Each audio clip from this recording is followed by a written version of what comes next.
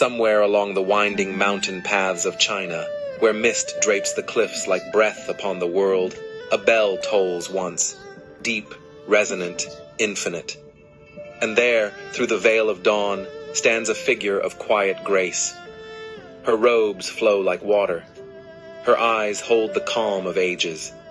In one hand, she lifts a willow branch, supple, unbroken, and in the other, a vase of pure water that seems to gather the light itself. She stands upon a lotus, untouched by the dust of the earth, listening. This is Guan Yin, she who hears the cries of the world, the bodhisattva of compassion, the mother of mercy, the listener of sorrow. For over 1,000 years, her name has echoed through the temples and coasts of East Asia.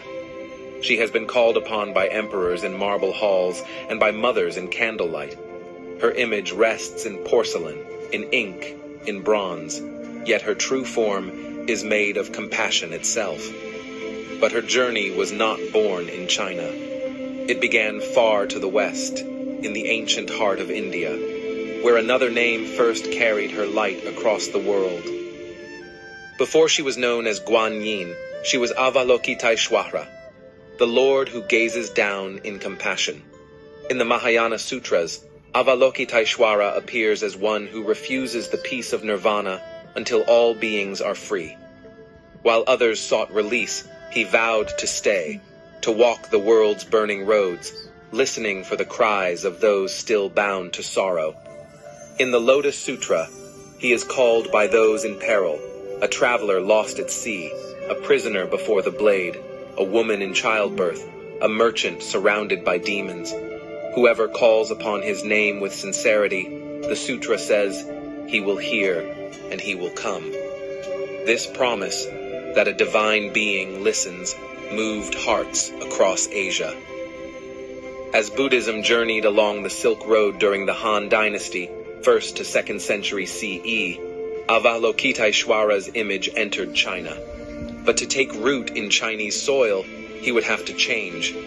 China's world was woven with its own cosmology, of yin and yang, of balance between heaven and earth, of moral harmony and filial duty. And so, over the centuries, compassion itself began to take on a new face. In early Chinese temples, Guan Yin was still depicted as a male bodhisattva, a celestial prince crowned with jewels, sometimes with 1,000 arms or 11 heads, symbolizing infinite reach and infinite sight.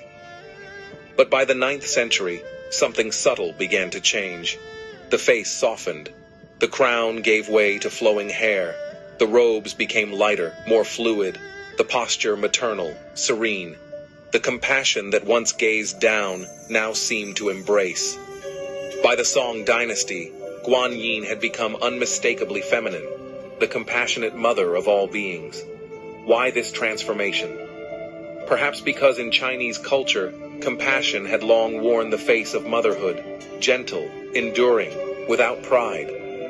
Or perhaps it was the story that began to circulate in temples and villages alike, the legend of Miao Shan.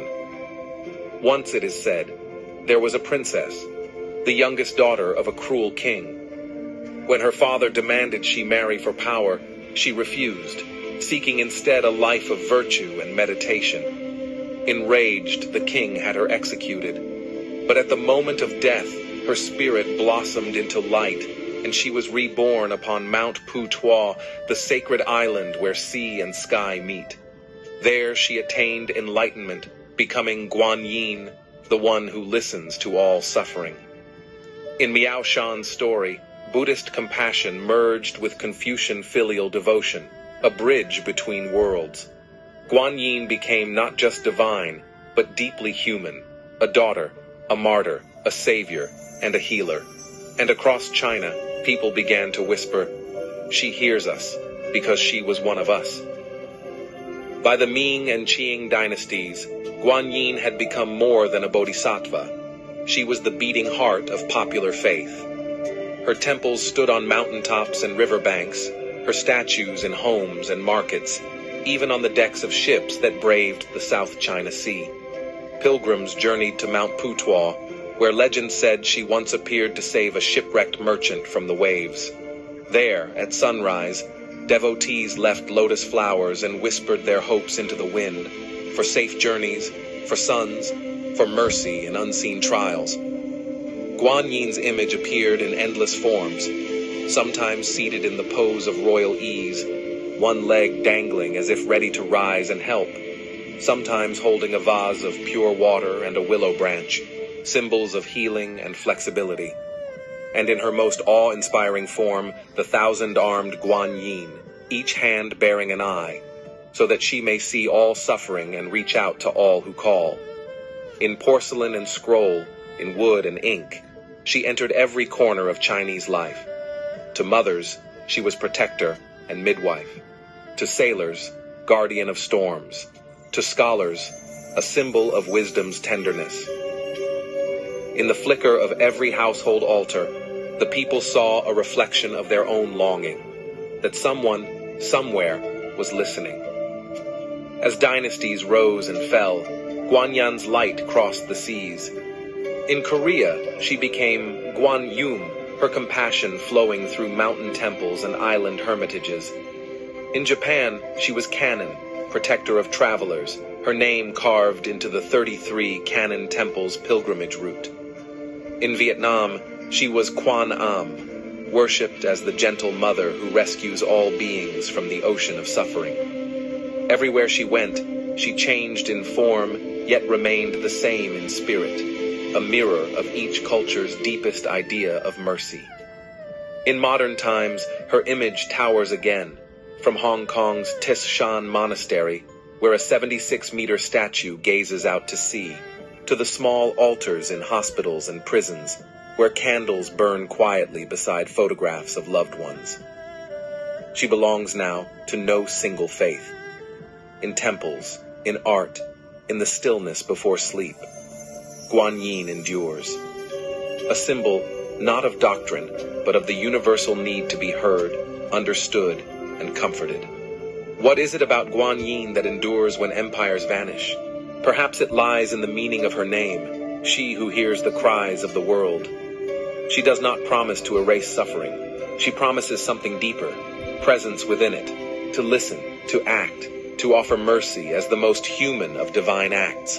In Mahayana Buddhism, this is compassion, karuna, not as sentiment, but as practice. It is the courage to look directly upon pain and remain unshaken. It is the vow to enter the burning house of the world and stay until every voice is heard. Guan Yin embodies this vow. She is divine yet human, transcendent yet near, a mother, a savior, a mirror to every soul that cries out. To the poor, she is deliverance. To the barren, the granter of children. To the dying, a quiet hand that never lets go.